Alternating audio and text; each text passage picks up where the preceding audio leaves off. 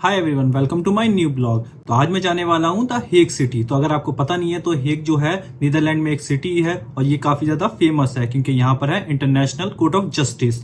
तो एम्स्टर्डम से Hague city जाने के लिए आपको लेनी पड़ेगी ट्रेन, क्योंकि ये जो है एम्स्टर्डम कार्ड में नहीं आता है, क्योंकि एक तरीके से ना इंटरसिटी हो गई। तो जाहिर सी बात है आपको एक ट्रेन लेके जाना पड़ेगा इस दूसरी सिटी में।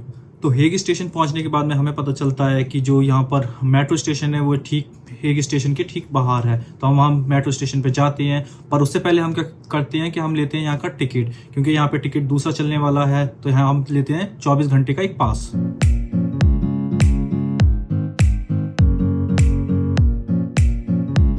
तो यहाँ पे क्या होता है कि बारिश काफी ज्यादा हो रही थी, तो हम मेट्रो स्टेशन से उतरे और उसके बाद में हमें आसपास की कोई जगह जाने को नहीं मिल रही थी, क्योंकि हमारा तो ये प्लान था कि हम बाहर निकलेंगे और घूमेंगे। बट यहाँ पे जो कंडीशन बन चुकी है वहाँ पे ऐसा लग नहीं रहा है कि घूम पाएंगे। तो यहाँ पर भी मैंने जो नेविगेशन देखा तो नेविगेशन में मुझे पता चला कि म्यूजियम्स करके एक म्यूजियम है, तो हम वहीं पे सीधे चले गए।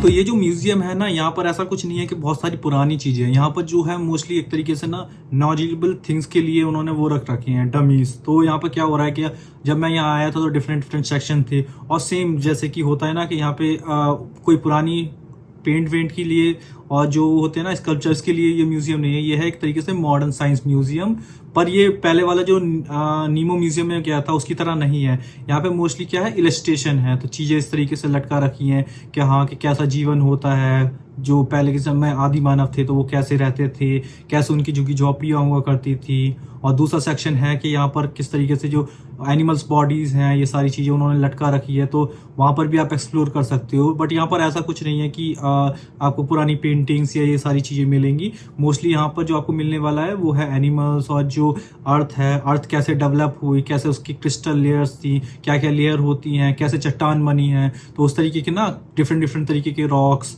तो वही सारी चीज़ें यहाँ पे दिखाई गई थी।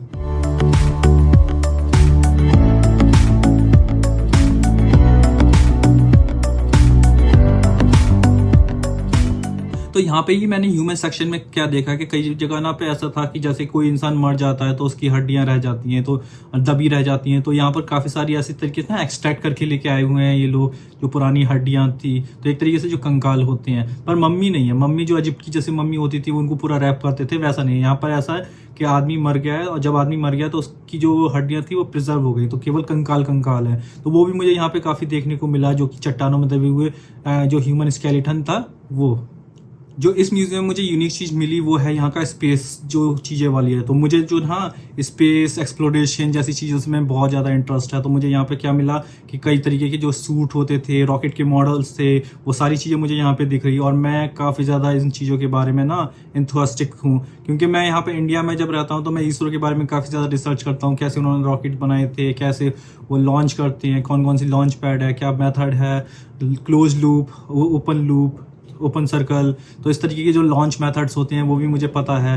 तो यहाँ पे आके ना मैंने इन सारी चीज़ों को देखा तो मैं रिलेट कर गया कि हाँ यार, ये स्पेस स्टेशन चीज़ें वाली चीज़ें हैं। तो ये काफ़ी अच्छा एक यूनिक एक्सपीरियंस रहा मेरे लिए। तो यहाँ पे ना डिफरेंट डिफरेंट एल पॉइंट्स के बारे में भी लिखा हुआ था, तो मुझे एकदम से क्लिक हो गया कि हमारा आदित्य L1 मिशन भी हुआ था।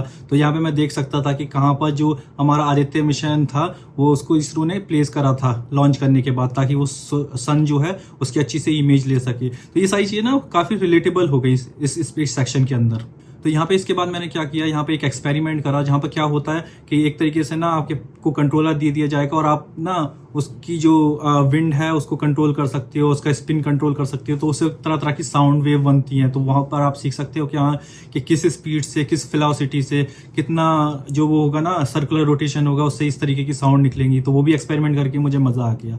और भी जब मैंने यहाँ पे एक्सप्लोर करा तो मुझे काफ़ी तरीके के गैजेट मिले। तो एक तरीके से ना एक अच्छा म्यूजियम मैं बोल सकता हूँ। गैजेट्स में देखिए कैसे पहले हम खेलते थे छोटे छोटे गेम्स जो होते हैं ना, जस्ट कैसेट लगा के जो खेलना पड़ता था, तो वो तरीके के गेम जो थे यहाँ पर एक तरीके से गैजेट के रूप में दिखाए जा रहे थे। कंप्यूटर, लैपटॉप जो पुराने ज़माने में चलते थे उनको ऐसे यहाँ पे शोकेस करा जा रहा था। तो गैजेट की भी एक काफ़ी अच्छी वैरायटी थी यहाँ पे, जो कि पहले यूज़ किया करते थे। उनके लिए अभी भी थोड़ा आर्काइव में चला गया है, बट अगर आप देखो ना तो कई सारे जो गैजेट्स बोल सकते हैं या मशीनें बोल सकते हैं, वो आज भी इंडिया में यूज़ होती हैं। जैसे एग्जांपल के तौर पर प्ले स्टेशन 2, तो यहाँ पे प्ले स्टेशन 2 को ऐसा दिखाया गया था कि ये एक आर्काइव है, बट इंडिया में मैं बता सकता हूँ इंडिया में अभी भी काफ़ी लोग हैं जिनके पास PS2 है।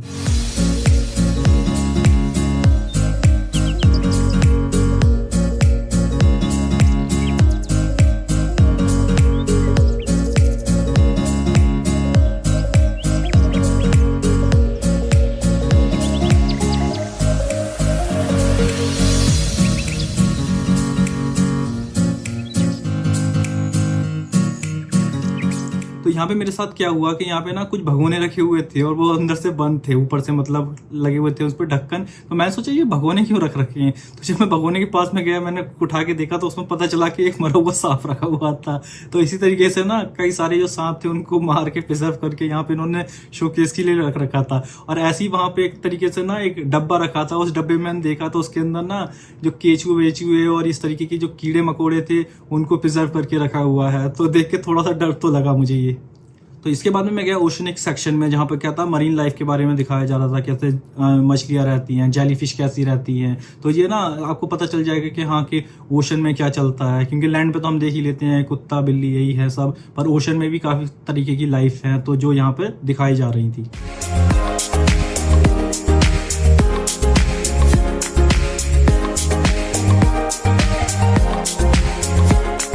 तो इस म्यूजियम को कवर करने के बाद में मैं आ चुका हूँ हेग स्टेशन पे वापस, क्योंकि हमें यहाँ पे लंच भी करना था, बाकी सोचना भी था कि आगे क्या करना है, क्योंकि इतनी बारिश हो रही थी यहाँ पर। तो मुझे लगा था कि आगे घूमना कुछ पता नहीं है। तो हम यहाँ पे वापस हेग स्टेशन आ चुके हैं लंच करने के लिए।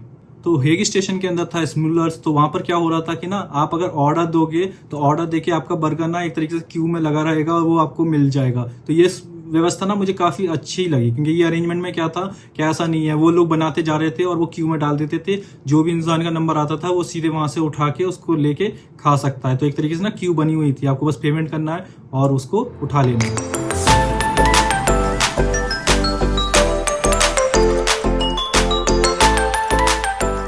क्योंकि बारिश रुक गई थी तो हमने सोचा कि क्यों ना हम बाहर जाएं और थोड़ा और घूमें। तो हम यहाँ से निकलते हैं, मधुरम डैम करके एक जगह है जहाँ पे एक तरीके से ना मिनी सिटी है, तो वहाँ देखने के लिए कि कैसा है वो, क्योंकि मैंने देखा है कि काफ़ी अच्छी रेटिंग है उसकी। तो देखते हैं आगे क्या होता है।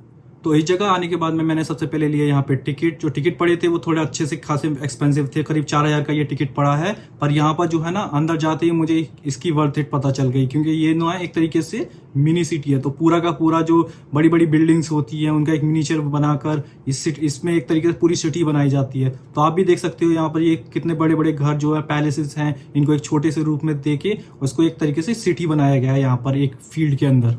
तो यहाँ पर क्या हो रहा है कि सबसे पहले हमें यहाँ पे एक मूवी देखी। वो मूवी थी एक सोल्जर के बारे में जिसके पेरेंट्स ने इसको बनाया था। तो क्या हुआ था, जो उनका बेटा था वो एक तरीके से शहीद हो गया था। तो उन्होंने क्या करा, पैसे को फंड जुटाकर यहाँ पे एक उसके नाम से या शायद उनकी फैमिली के नाम से ये एक मिनीचर सिटी बनाई थी।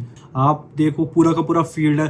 तो ऐसा समझो आप एक तरीके से ना आप गूगल अर्थ की तरह आ गए हो, कि गूगल अर्थ में आप ऊपर हो और फिर आपको पूरी की पूरी सिटी दिख रही है। मिनीचर वर्जन हर चीज़ के, हर बिल्डिंग के, हाँ तक कि इन्होंने बहुत अच्छी अच्छी डिटेल्स भी इनको कैप्चर करी है कि कैसे वो एक्चुअल दिखता है। गाड़ी खड़ी है तो गाड़ी, पार्किंग है तो पार्किंग, अगर किसी तरीके से ना कोई रिवर भी जा रही है तो उसको रिवर को बनाया गया है। और उस रिवर के अंदर एक तरीके से अगर जब नाव चलती है, कैनाल होती है, तो उसके अंदर प्रॉपरली जो वो नाव है वो चलती रहती है यहाँ पर। तो यहाँ पे मिनीचर वर्जन के अलावा कुछ बिल्डिंग्स भी हैं जहाँ पर आप अंदर जाके कुछ ना कुछ एक्सपीरियंस कर सकते हो। जैसे मैंने यहाँ पे किया था एक तरीके से भूल भुलैया काइंड ऑफ थिंग। जब मैं उसमें अंदर गया था तो वो गोल गोल घूम रही थी, तो सर चकरा था कि नहीं नहीं हम इस तरफ गिरे उस तरफ गिरे। पर अगर आप सीधे चलते जाओगे तो आप चले जाओगे। वहाँ पे ऐसा दिखता है कि नहीं आप गिर जाओगे पर गिरोगे नहीं, क्योंकि वो आपका माइंड का एक इल्यूजन है कि हाँ आप इस तरफ गिरे हो इस तरफ, अदरवाइज आप खड़े ही रहते हो। और यहाँ पे ये भी था कि एक बोट का भी एक्सपीरियंस था, मतलब बोट एक्चुअल बोट नहीं, कि जैसे कि पहले के ज़माने में क्या होता था, जब बोट चलती थी तो बहुत लंबे लंबे टाइम के लिए चलती थी। तो उनमें क्या होता था कि लोगों को अंदर ही खाना वगैरह ये सारी चीज़ें बनानी पड़ती थी, तो वो सामान लेके जाते थे। तो बता रहे थे कि कैसे कैसे वो मैनेज करते थे वहाँ पर।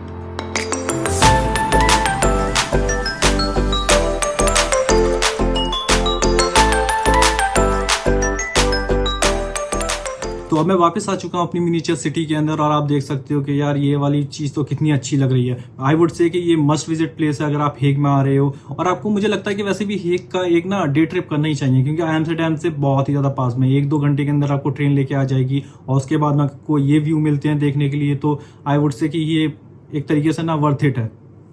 इन लोगों ने यहाँ पे बहुत ही माइनर डिटेल्स को भी ना एक तरीके से कैप्चर करके रखा है कि अगर मान लो किसी सिटी के अंदर कोई रिवर थी, तो वो रिवर जा रही है, उसके अंदर कैनाल जा रहे हैं, तो पानी का भी फ्लो हो रहा है, और जो बोट्स हैं वो भी चल रही हैं, और आसपास जो है ना जैसे स्कूल की बस है तो वो भी चल रही है रोडों के ऊपर। तो everything they captured very well. और यहाँ पर ना कई बार तो पुल भी बनाए गए हैं, जैसे कि पुल है कोई तो असली का पुल है तो उसका एक मिनिएचर वर्जन बना दिया पुल का, और आप उस पर से चढ़ के जा सकते हो। और यहाँ पर जैसे कि ये चलो ये तो रही, जैसे एक सिटी का कोई एक सी पोर्ट है तो वो भी सी पोर्ट इन्होंने बनाया है, वहाँ पे बड़ी बड़ी क्रूज जो है वो खड़ी करी है, उनका मतलब मिनिएचर वर्जन। और सबसे लास्ट में जो मुझे देखने को मिला था वो था यहाँ का एयरपोर्ट, उन्होंने पूरा का पूरा एयरपोर्ट भी बना दिया। और मैं बताऊँ वो एयरपोर्ट चलता हुआ था कि फ्लाइट जो होती है ना एकदम से वहाँ से हटती हैं अपने एयरपोर्ट की डॉकिंग पोर्ट से और आती हैं रास्ते में, फिर आगे को चलती हैं, चलने के बाद में फिर वापस चली जाती हैं। तो उन्होंने ना एक तरीके से पूरा इलस्ट्रेशन करा था कि यहाँ के एयरपोर्ट भी कैसे वर्क कर रहा है। केवल उन्होंने बनाया नहीं है, उसको एक तरीके से फंक्शनल करके दिखाया भी है। तो यहाँ पे मुझे एक एयरक्राफ्ट भी मिला जो कि अपने फुल साइज में था, ये कोई मिनिएचर वर्जन नहीं था। आप देख सकते हैं ये जो फोटो है ना ये पूरे मैंने इसलिए लिए हैं क्योंकि ना ये जो पूरा एयरप्लेन था पूरा का पूरा असली था। तो आप सोच सकते हो कि मतलब इन्होंने इतनी भी जगह रखी है कि एक बड़ी चीज को भी रख सकती है वहां पर।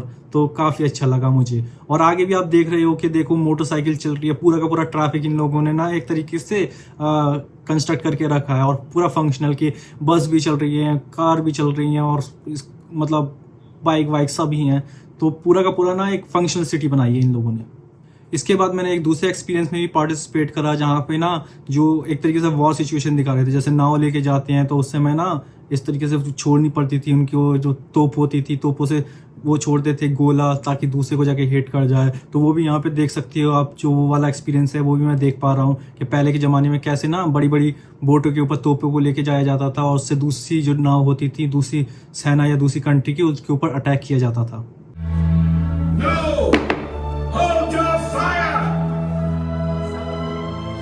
This city must not be lost. New Amsterdam. तो इस मिनिएचर सिटी को कवर करने के बाद में अब मैं जा रहा हूँ the international court of justice.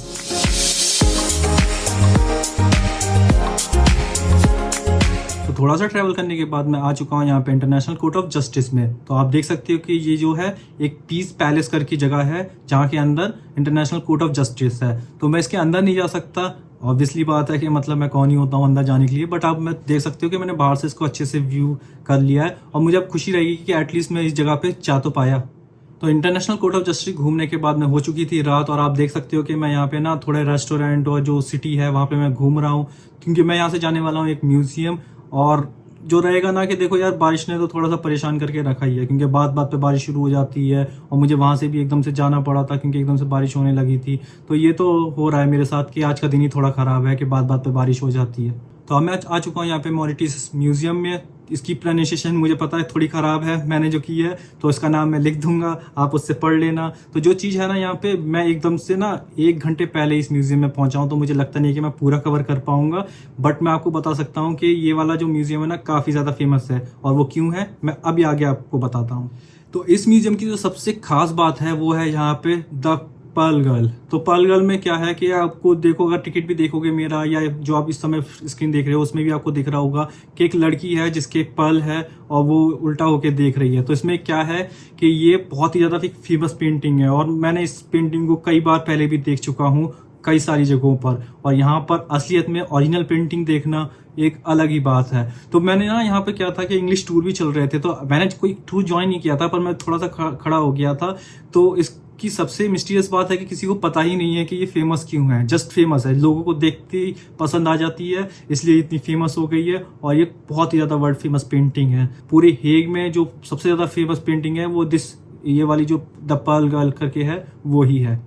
The Perl girl cover करने के बाद में मैं और भी यहाँ पे घूमा, और मुझे यहाँ पे पता चला कि काफ़ी फेमस पेंटिंग है और जिसको मैंने सबको कैप्चर कर रखा है। तो आप भी देख सकते हो कि मतलब यहाँ पे कितनी खूबसूरत पेंटिंग, कुछ पेंटिंग्स बोल्ड हैं, कुछ पेंटिंग्स काफ़ी हिस्टोरिकली सिग्निफिकेंट रखती हैं, कुछ जीसस से रिलेटेड है, तो रिलीजन है, कल्चर शो करती हैं, तो बहुत सारी पेंटिंग्स है। और जो ये आर्ट गैलरी वाली पेंट वो होते हैं ना म्यूजियम, ये मुझे बहुत ही ज़्यादा पसंद आते हैं। मैं कोशिश करता हूँ कि जो अगर कोई आर्ट गैलरी वाला म्यूजियम है तो मैं उसको कवर करूँ रिगार्डलेस ऑफ दी के उसकी रेटिंग क्या है और क्या नहीं है। मोस्टली जो आर्ट गैलरीज होती हैं उनमें पता चल जाता है कि आपको कि ये कलेक्शन होने वाला है, और यहाँ पर आप देख सकते हो कि कितना वंडरफुल कलेक्शन है।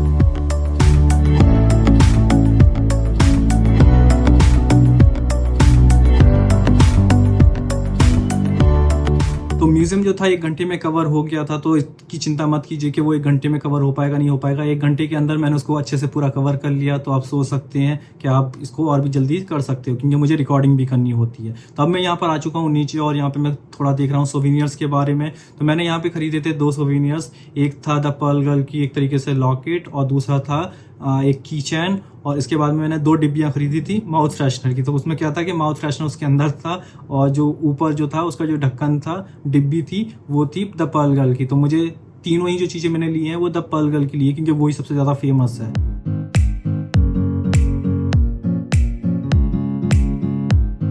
तो हेग स्टेशन से ट्रेन लेके आ चुका हूँ मैं एम्स्टर्डम के अंदर, और यहाँ पे मैंने लिया है बर्गर, जो एक तरीके से पूरा का पूरा मील जिसमें है कोल्ड ड्रिंक, फ्रेंच फ्राइज और बर्गर। तो फिलहाल इस ब्लॉग में इतना ही, मिलता हूँ आपसे नेक्स्ट ब्लॉग में एक नई डेस्टिनेशन के साथ।